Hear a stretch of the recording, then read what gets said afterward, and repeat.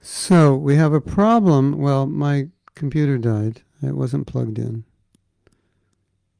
But the problem now is I don't have your comments. So you're going to have to repost your comments. Otherwise, I'm not going to see them.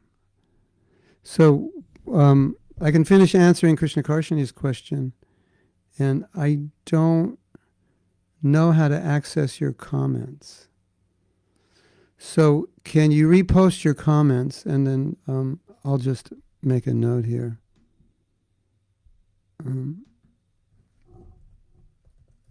Well, make a comment. I want to make a comment. This is okay. Some comments, yeah. Okay, repost your comment. And so Krishna Karshani, the answer was, and I had given it before. The answer was, whatever you do, you should be doing not for enjoyment, but to actually overcome the desire to enjoy. That's the idea. So, yes. Now,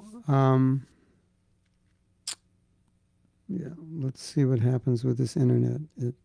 It wasn't the internet's fault. It was that I hadn't plugged in my computer.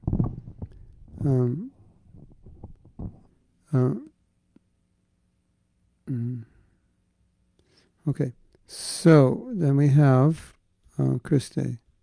Your other video was saved automatically. Good. With all the comments.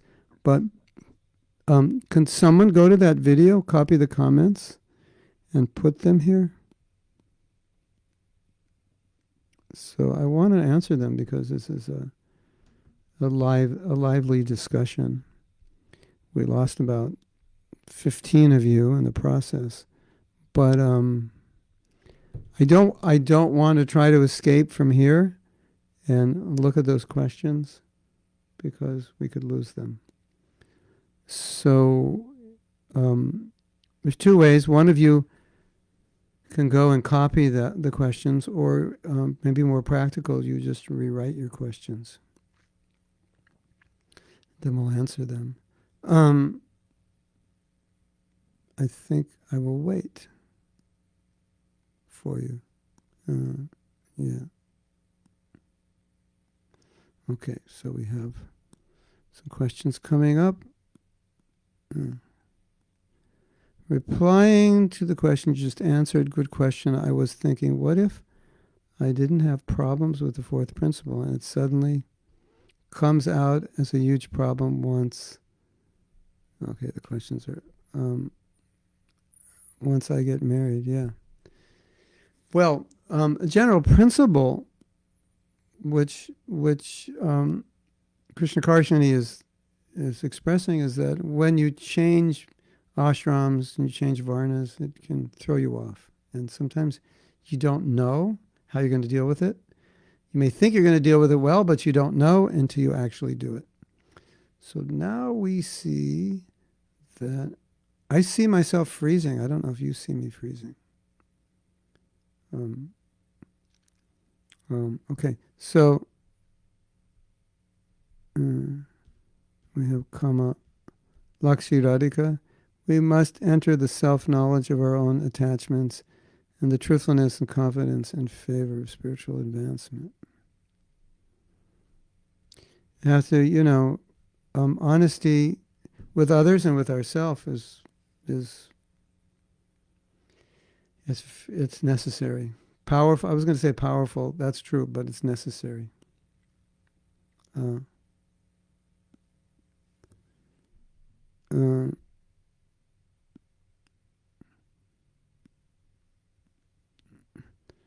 Krista Kamalaksha says, it seems easy to follow the four principles out of respect to one's Diksha Guru, but Maya is tricky. You can never know. Yeah. Especially when you get initiated, what you're feeling may not be what you feel later. So Kirti is saying in his initiation speech, my Guru Maharaj said, sex in marriage is not sinful, but it is binding to the material world. But generally when we say, Kirti, when we say sex in marriage, we generally are not thinking that devotees are using contraceptive methods. Yeah. Is it okay to do this? Yeah, maybe okay, but from a sinful perspective or a moral perspective, but from a spiritual perspective, it may be harmful. I read that women after the age of 40 start producing more male hormones, and therefore we can see some ladies looking for boyfriends who are twice as young as they are because they need their sexual drive to be met. Did you ever encounter? No. I always encountered the opposite. Did you ever encounter that in the devotee environment? No, I didn't. You mean like a 40-year-old devotee woman looking for a 20-year-old boyfriend? I mean, it happens, but generally it's the other way around. So Jairade is saying, Jenny, now Jairade, these are conversations that we really need to have, but is such an avoided subject. If we were more understanding and open rather than judgmental, I think it would be easier to work towards solutions rather than suffering in silence. The Hare Krishna movement, as all religious movements, tends to be judgmental because we have rules and regulations, and devotees oftentimes, rather than deal with one another as friends or individuals or human beings or persons, deal with one another through rules and regulations. And it's very sad. Almost you could say sick in a sense. It's something we really have to work to purify ourselves of. Because we're all individuals and nobody wants to be evaluated according to rules and regulations. And that's not the way to develop proper relationships. And it'll just discourage people. Not it will, it does. And it has. And it will continue to. What do you think why Prabhupada made sex rule more strict than his guru? In Gaudiya Math there were and still is a rule in marriage, not sex in marriage. Because in Gaudiya Math was a mat. Mat was for renunciates. So the Grihastas were kind of like, you guys are useless anyway, so why? Why worry about you? You're just fallen Grihastas, like whatever, How many rounds should I chant, Guru Maharaj? You just chant some. Don't starve your bees. That was like for Grihastas, Don't starve the mala. What about the principles? Just like good luck, It was kind of a, maybe you could say a realistic view, but it was a renounced movement. So their focus was not on Grihastas. It was more focused on renunciates. And renunciates can have the potential to achieve high levels of renunciation. And Grihastas is like, every man for himself, good luck, I wish you well. And I'm not going to worry about it. But also, one thing we can say that's similar about Prabhupada is that he, in giving this injunction, no illicit sex, he never wrote anyone a letter and said, can I have a report? Like, how many days this month were you celibate? And if not, how were you not celibate? What did you do? Never went there, never did that. That was not part of the process. So I think part of the not talking about it and just sweeping it under the rug may be due to the fact that Prabhupada just thought it was a private thing, and as I was saying, something that you will deal with privately and it doesn't need to be discussed publicly. And as I said, it is something that needs to be discussed privately. That's for your work privately. So I think that's why Prabhupada didn't get into it. It's like, here's the principle, here's what to do, here's the rules. Okay, I don't want to think about it anymore. This is what you have to do. So that's just what I've observed with Prabhupada. And I've spoken to God brothers who said, look, Prabhupada's a Grihasta. He knows what goes on in Grihasta life. But he also knows the power of the holy name and how if we're sincere, even, it's like you're sincere but you slip, which is different than slipping and not being sincere. Because if you're sincere and you slip, you get up and you keep working, and eventually you succeed. If you slip and you're not sincere, you may not succeed. And if you slip because you want to slip, and you're not trying to be renounced, you're just doing it to enjoy, then it's really going to be difficult to succeed. So my observation with Prabhupada is he saw the sincerity of his disciples, and he also saw the weakness of his disciples. And consequently, he knew if they were sincere and they chanted without offense, despite their weaknesses and slipping in the bedroom and whatever, they would be successful. And that was my point, that if you look at the devotees who've stayed in ISKCON, who are past their procreation years, pretty much it's not really an issue anymore. It's just nature's process and the process of advancement. And so Prabhupada knows that. So if I can keep you on the boat may knock you off, but at least if you get back on the boat, eventually you'll make it, no matter how many times you get knocked off. Of course, better you don't get knocked off. But that's my understanding how Prabhupada saw it. He wasn't interested in what goes on in devotees' bedrooms. He was interested in devotees hearing Bhagavatam and chanting good rounds and being sincere. And knowing that would give them the strength to purify themselves of their sexual tendencies. But he knew, we're young men and women. It's not going to be easy. But at the same time, he preached very strongly sexual purity. So, if Prabhupada didn't preach sexual purity strongly, how could anybody do it? But just because he preached it strongly doesn't mean he was, knocking everyone on the head and judging them and making them feel guilty. No, but you need to preach strongly in order to be able to support people to do something that's so difficult or so challenging.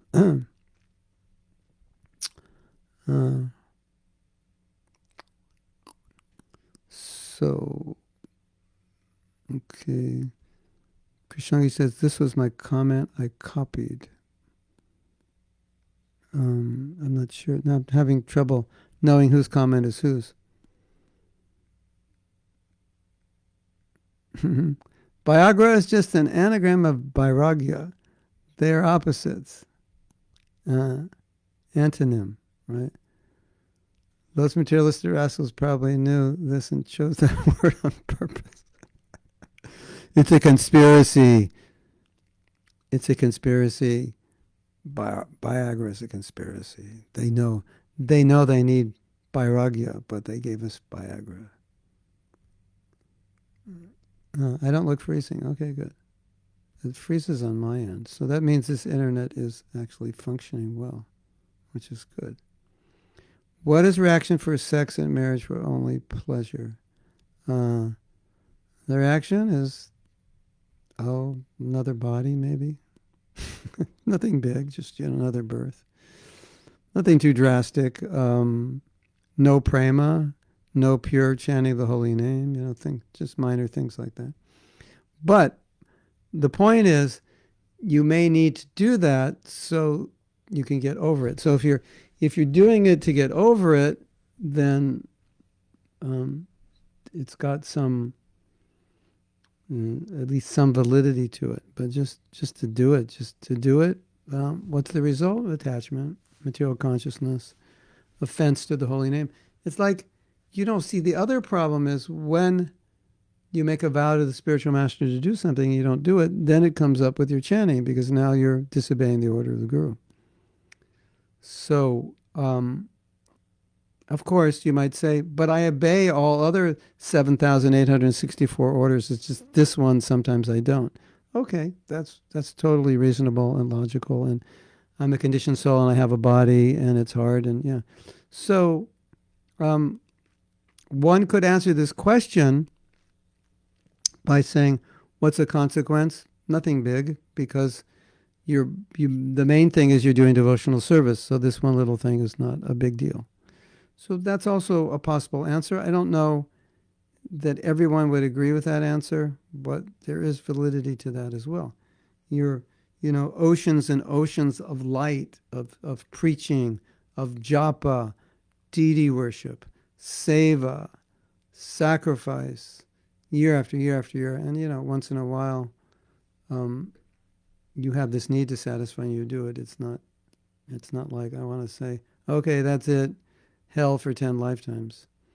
Um, it's not really the way Prabhupada explained it to us. It's just, go on with your service, be sincere, do that, Krishna will bless you. And as far as possible, on the other side, control yourself.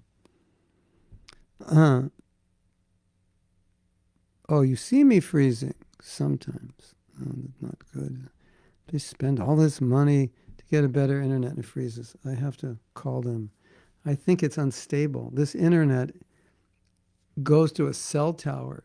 It doesn't go to a wire. There's no cable coming here. It goes to a cell tower. So if the wind blows the wrong way, then, we could use it. So this is from Vrindavan Ishwari. Difficult is to marry a person of your level of detachment that can cause disappointment, especially for the devotee who is more advanced, who doesn't want or need to fall down as the other. Yeah.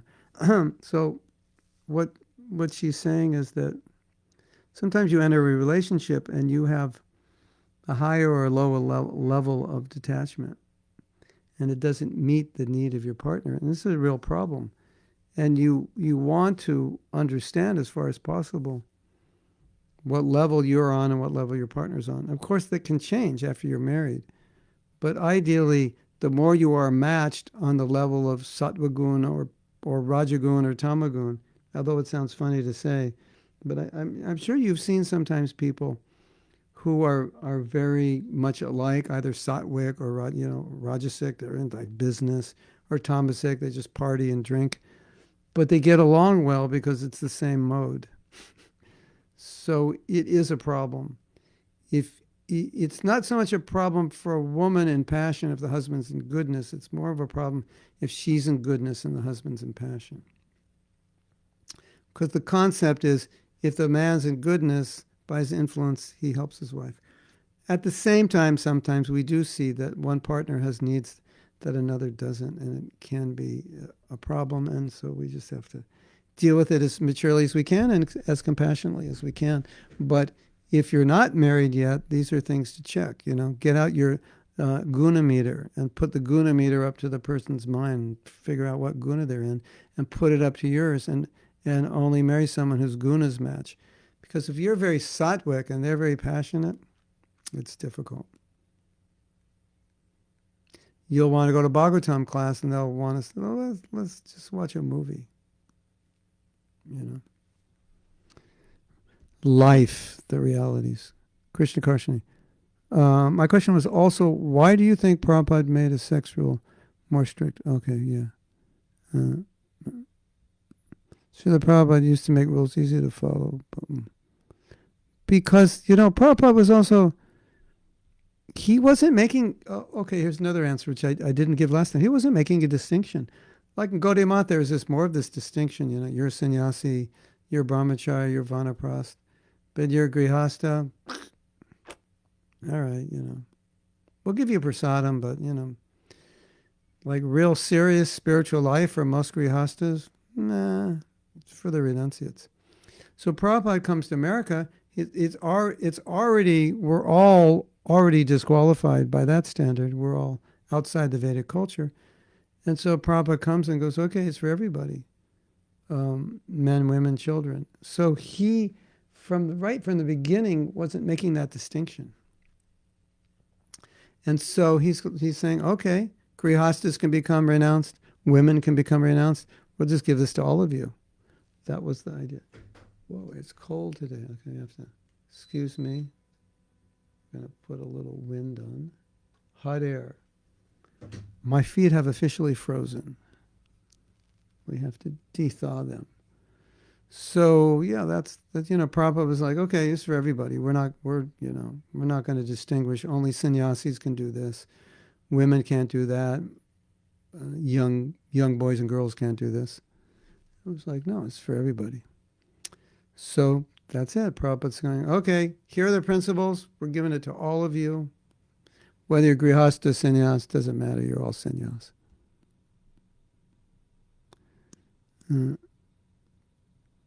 Yeah. Yeah, I understand, Kamalakshi. Usually you put the names. Okay, so we have Krishna Kanta. If men are more sexually wired, why Bhagavatam says that women are 7 times more lusty? Because that lust is not necessary gross sexual lust. You know my joke, Krishna Kanta? You ask a Grihastha man, how many dhotis and kurtas do you have? Count them. And then you multiply by 7 and you know how many saris and cholis and dupatas and his wife has. Okay, that's pretty funny. But that's what it means. You remember, Krishna Kanta, that story I've told many times about the single man who had a old plastic table for his dining table, had dhoti for his curtain, and a sofa that he found on the street for a couch. And you know for damn sure that the day he gets married, that stuff's on the street in 3 seconds. And there's going to be a new sofa, a beautiful dining table, beautiful curtains. That's what it means, that they have more desire for nice things. Men, not that men don't, but men generally can live without it, or without a lot of it. So not 7 times physically stronger. In his initiation spirit, yeah, okay. Okay, now we have Krishangis. It's very delicate talking. People who are frustrated about sex, very dangerous, and the roots of these frustrations are deep, and most in childhood. It's important to educate conscious sex more than put all the desires in the dust. Yeah, and admit them in the first place. Under the bed and hide them. Yeah, well, yeah. Why do you hide them? You know, Krishnanga, you know well that they may not hide them. They may just not, hide them means you know you have them, but they may not admit they have them. So, in a sense, you can say they're hiding them, but they're hiding them from themselves in the sense they don't even know they have them. So we have Madhuri Radhika. The same question is hitting my mind. It is said men cannot control sexual desire, but Bhagavad says women are more lusty. Yeah, it's the lust for material things, because you see that, right? Like, I have a shirt that I bought a month ago. I decided I just wanted to get some shirts, like T-shirts. Sometimes more practical, more comfortable than wearing kurta. Kurta's long, goes down to your knee, and you sit down. And it's not like if I wear a T-shirt, I can't be Krishna conscious. So I like the color burgundy, which is this color. And so we bought a T-shirt, and I think it cost $6 or $9, but it's quite nice cloth. It looks nice. I like it. Of course, I like simple things. And I could actually wear that T-shirt every day for the rest of my life, like no problem. And I would never have a need to wear another T-shirt. This sweater here, this color, I like this color. I could wear, if it's cold enough, I could wear this sweater every day for the rest of my life. And I never would think, maybe I should wear something else. You see men wear white dhotis, white kurtas. My wife doesn't like me wearing white kurtas. Otherwise, you would only see me in white kurtas. I'm dressing to please her. Every day, white dhoti, white kurta, right? That's hard for a man. For a woman. But for most men, never thought, I'm wearing a white dhoti and white kurta. That's so boring. They don't think like that. So that's part of it, that the woman has a desire to have nicer things. If most men, if they go shopping for dhotis and kurtas, it takes like about 35 seconds. They take on, okay, what do you think? That one's okay, yeah. Okay, let me try it on. Okay, it's good, It's over with. Women aren't like that. It's not a fault. It's just, that's what it means. Hare Krishna. When I was a woman in my last life, I would spend a lot of time in the sari shops also. And when you were a man in your last life, you would go buy your dhoti and kurta in 30 seconds. So it just comes with the body. So Jenny has a question. So many people I know, mostly non-devotees, believe that sex creates unnecessary emotional intimacy. Even though you said these people are looking more for stimulation than anything else, is that always detrimental? It is important to have a deep emotion. I can give my opinion, emotional connection. Yeah, emotional connection is important. I've heard it said by marriage experts how sex is such an important aspect of marriage for the relationship. And I think it's only true because we've been programmed that way to put so much emphasis on it.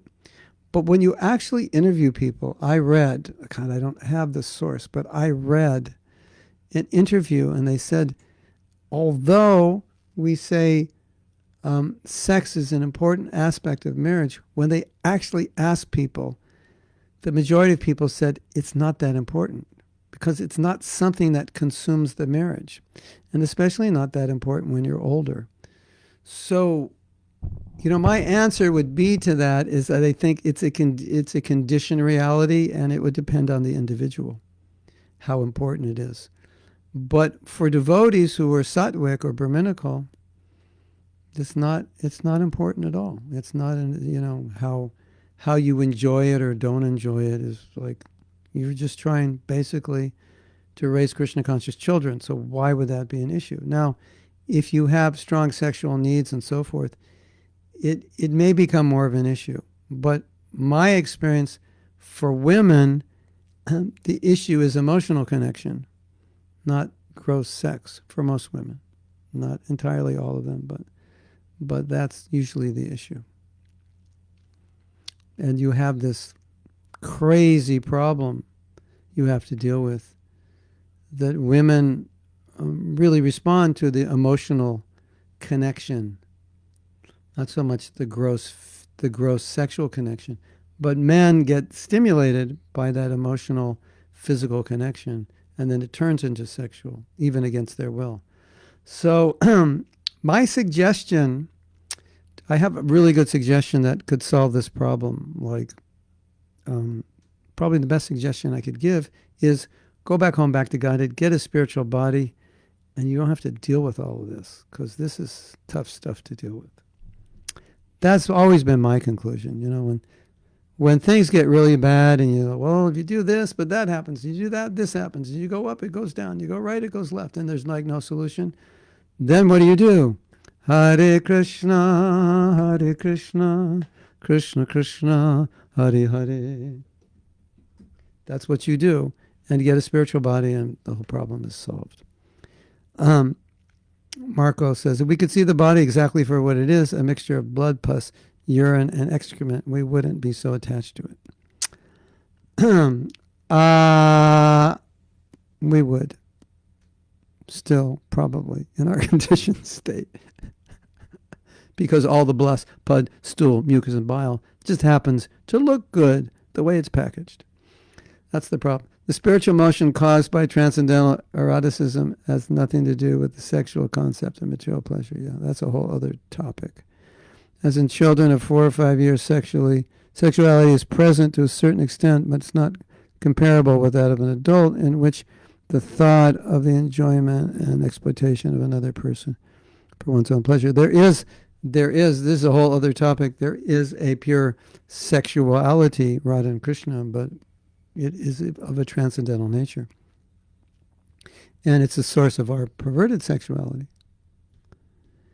Okay, we're almost finished.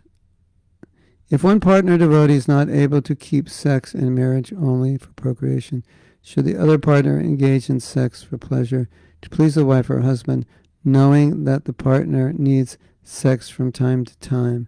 If I answer that, they'll cut off my Sika. I definitely, if I answer that question, the GBC will cut off whatever little Sika I get. I actually have a little one, and I'm trying to hold on to it. The answer to this question, I think, is an answer was a general answer that we have to give to many questions, and that is Prabhupada. If you see how Prabhupada taught us, it's like he said, here's the teaching, now go out and figure out what you're going to do with it, and I'm out of here, basically. Not that Prabhupada wouldn't help us, but in the sense of I'm out of here, here is the information, here are the game rules, here's the goal, go play your game, Krishna will give you intelligence. That's how Prabhupada dealt with us. As mature adults, he didn't hold our hands. No, you can't go in this room, you can't go in that room. He'd say, here's the information, you do it according to your intelligence, do what's best. So that's my answer. And that way I can keep my Sika, but that's the right answer, actually.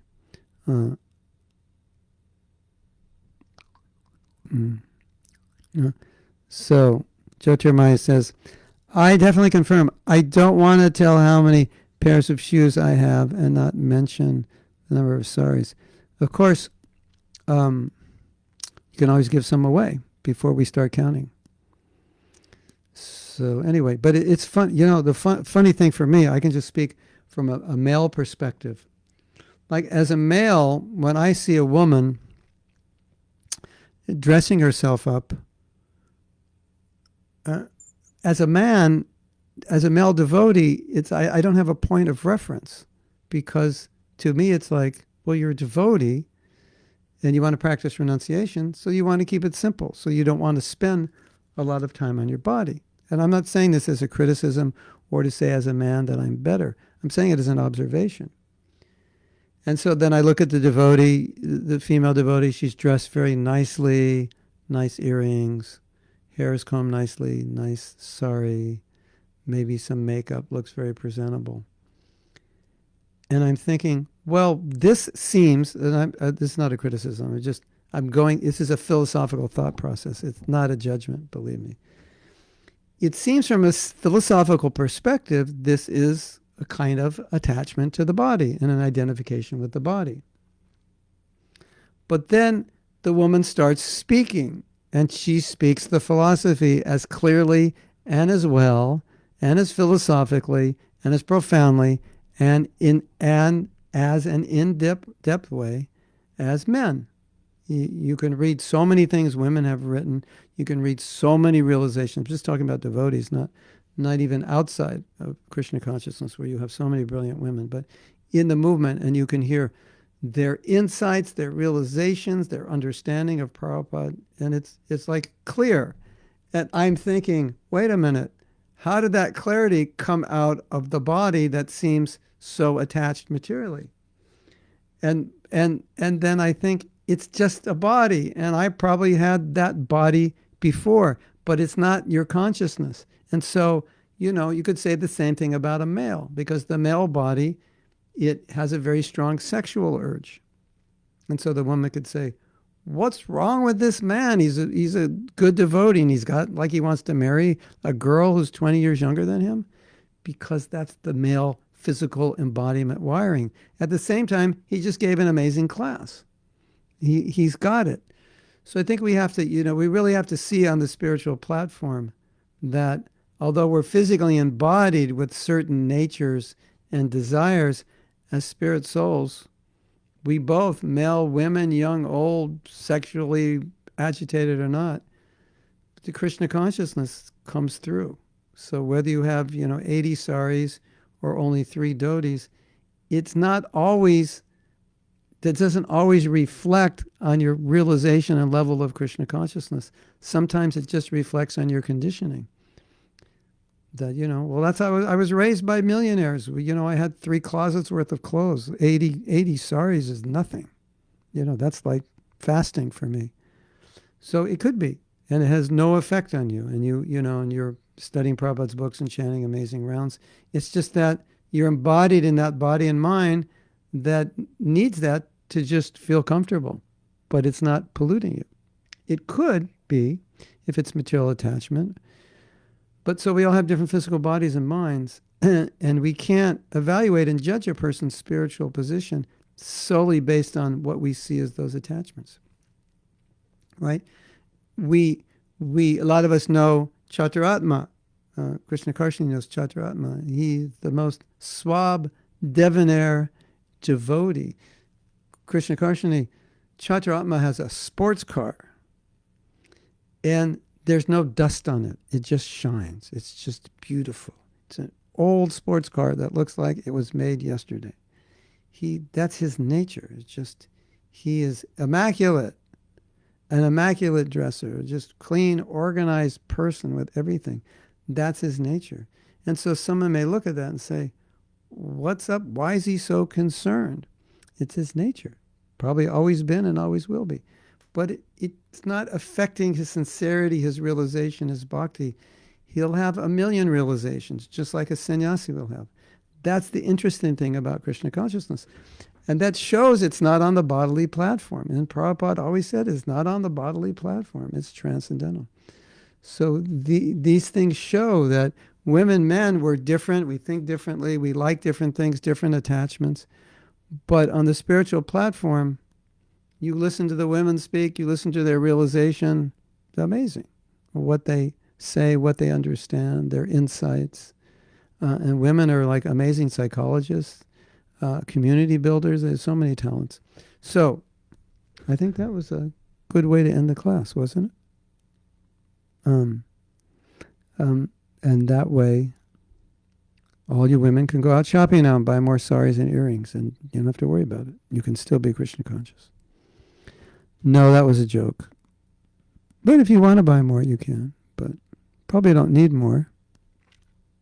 But you will buy more even though you don't need them, because that's what women do. I mean, after all, without women, where would the economy be, right? Who would buy all the clothes and jewelry? Not the guys. Who buy all the shoes? Not the guys. That would destroy the economy. What to speak if everyone became a brahmachari? There would be no economy. There'd only be like 3 businesses: stainless steel plates, japa beads, and dhotis, but bags and shoes, and printing some shastra. That's about it. And food, yeah, of course. Yeah. Anyway, okay, I better stop now because it's quite late, and we went over time, but it was worth it. And please share. And Hare Krishna to all of you. I'm happy that I didn't freeze too much. We'll see how it continues. We have this T-shirt company, and because I use this camera, you will be able to read the T-shirt. It won't be backwards, because this is actually my right hand. This is my left. With my phone, you get it backwards. So if I put the T-shirt on, you can't read it. See? I will prove it. Look at this. You can read this, right? It says, yeah, well, but, as an excuse for not following Prabhupada perfectly. Okay, let's make a video of this right now before I take breakfast, so I remember. Hare Krishna. And then we have the title for today's class. Somebody gave us the title. It was Kishori Mani gave us the title. Can you write the title down again? Kishori Mani?